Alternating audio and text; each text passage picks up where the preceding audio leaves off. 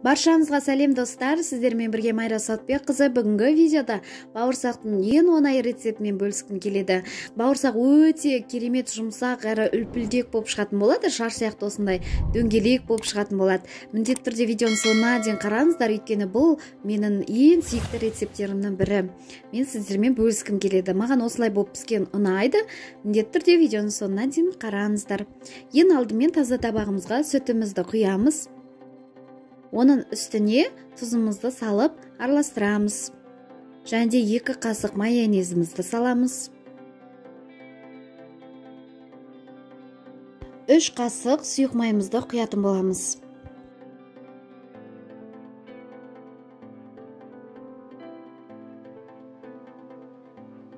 Құрғақ ашытқымызды саламыз. Менде құрғақ ашытқы болғандықтан мен бұны бетін жауып көтерілгенше күткен жоқпын. Және де ұнымызды салып, жақсылап қамыр елейтін боламыз. Мен алдымен осы вилканың көмегімен, кейін қолдың көмегімен осындай қамыр елеп, жылы жерге қойып қоямыз. Мінекей біздің қамырымыз көтерілді. Бір көтерілгеннен сұйық майымызбен басып, қайттан жауып тастайтын боламыз. Мінекей қайттан көтерілді. Енді бөліктерге бөліп, жақсылап жайып, енді тоқашымызды жасайтын боламыз.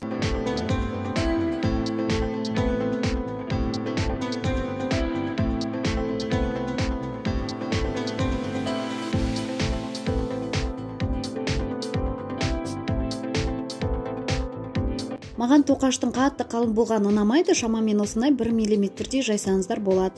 Осылай стақанның көмегімен кішірек дөңгелектер жасайтын боламыз, және де одан тағы да жасайтын болсақ, осылай дәуірегінде кесуге болады.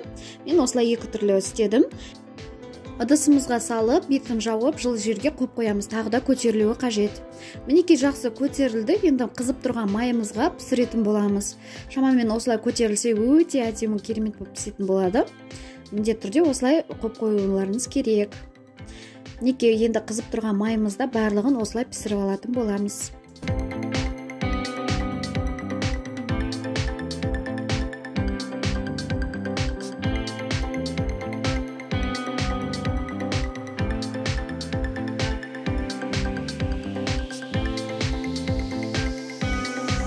Мінекей біздің бауырсағымыз дайын болды. Өте керемет, сондай дәмді болып шықты. Міндетті түрде жасап көріңіздер, өйткені біздің бауырсақтарымыз шар ұқсап үріліп пісті.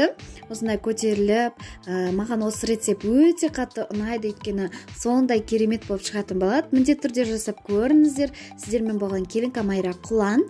Құландық келіннен қандай да бір рецепт күтетін болсаңыздар, комментарийге жаза кетіңіздер. Мен міндетті түрде оқитын боламын. Сіздерге көп рахмет.